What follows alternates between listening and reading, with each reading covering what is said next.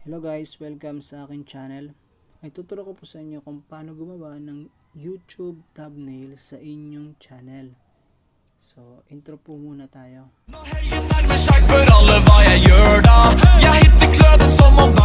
Tayo sa ating Play Store. And then, search po natin ay background eraser. Background eraser. Search.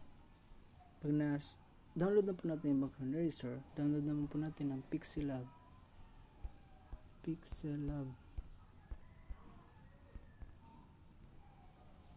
I-download na po natin yung dalawang application. So, gagawin ay pumunta po sa background eraser. Yan, nasa background eraser na po tayo. So, hanapin na po natin yung picture na ilalagay natin sa gagawin nating thumbnail. Loading up photos. So, yan po picture ko po. So, ito po yung picture na gagawin natin, na ilalagay natin sa thumbnail. So, done lang po natin. So, okay na po yung picture. Hindi nakikita nyo po yung picture, may background. So, gagawin po natin, buburahin natin yung background. Magiging po siyang white. And then, may dun pong uri ng eraser, yung layo at lapit, cursor offset, malapit, malayo. So sa akin ginagamit ko pa yung malayo para mabilis magbura. So yan po, buburahin na po natin yung background ng original picture. Gagawin po natin siyang white background. Siya po ang ilalagay natin sa paggawa ng ating thumbnail.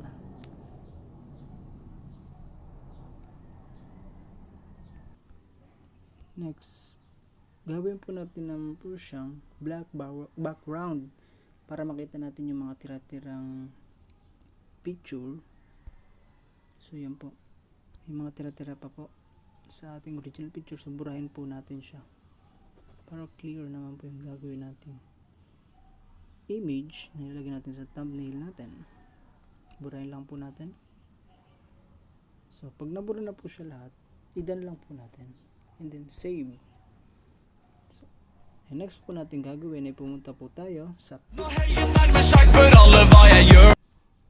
Pixlr. Yan na po yung Pixlr natin. So, kuhain na po natin yung picture nating inedit sa background eraser. So, from the gallery, hanapin po natin yung picture na. Yan po yung picture natin. So, okay. Kuhain na po natin siya. Ito po yung background na gagamitin natin. So, kayo na pong bahala kung kano kaliliit yung picture nyo, kano kalaki. And kung saan nyo po lalagay yung picture nyo. Sa akin po dito. And then yung una nga walang gagawin nyo ay nakita nyo po yung tatlong dot sa taas. Pindutin nyo po yun at hanapin nyo po yung image size. So, nakita nyo po costume. So, gawin nyo po YouTube thumbnail. And then, okay. YouTube thumbnail na po yan. And then, lagyan nyo po ng text para unique naman po yung gagawin ninyong thumbnail. Double tap.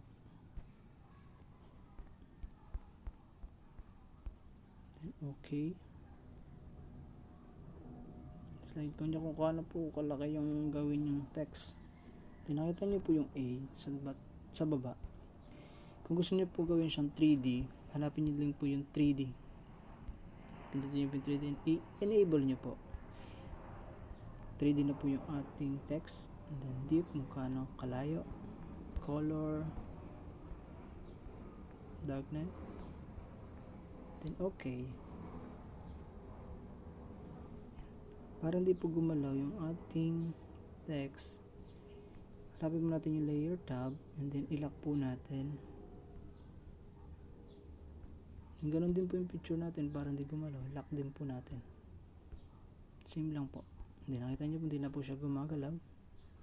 Nagagawa po tayo ng text para unique na unique yung ating gagawing thumbnail.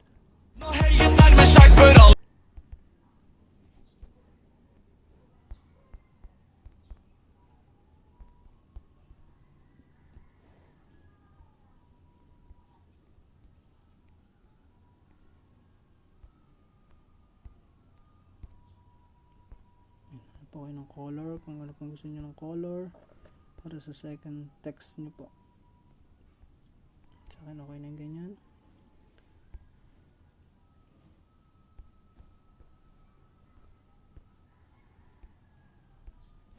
Next, nagtaga po natin ng text.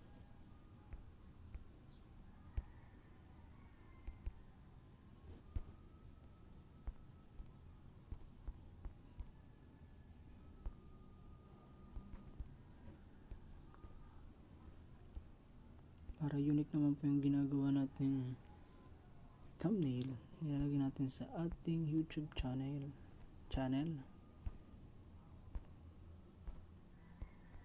Okay na po.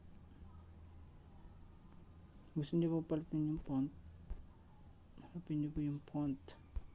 Hanap po kayo kung ano gusto niyo pong font, hanap po kayo. Pag nahanap na po kayo, okay niyo lang po yung font na nahanap niyo.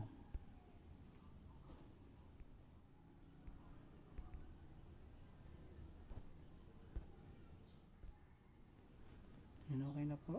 So ang gagawin lang po natin ay i-save yung ating ginawang thumbnail. So po tayo sa save as. So yan na po, wala na po tayo ditong gagalawin. Save to gallery. Automatic na po siya magsisave. So yan na po yung ating thumbnail. So hanapin na po natin siya sa ating gallery kung nandun ba yung ating ginawa nating thumbnail.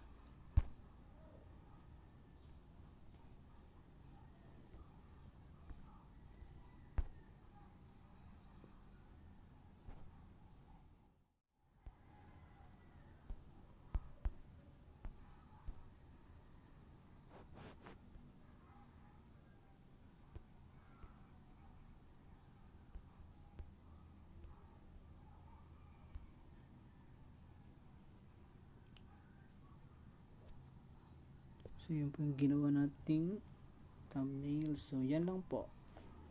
Marami pong salamat at marami ka pong natutunan sa ginawa kong video. Sana makatulong to sa iyong channel. At huwag niyo pong kalimutan mag-subscribe sa aking channel. And then like mo na po at i-share at comment ka natin po.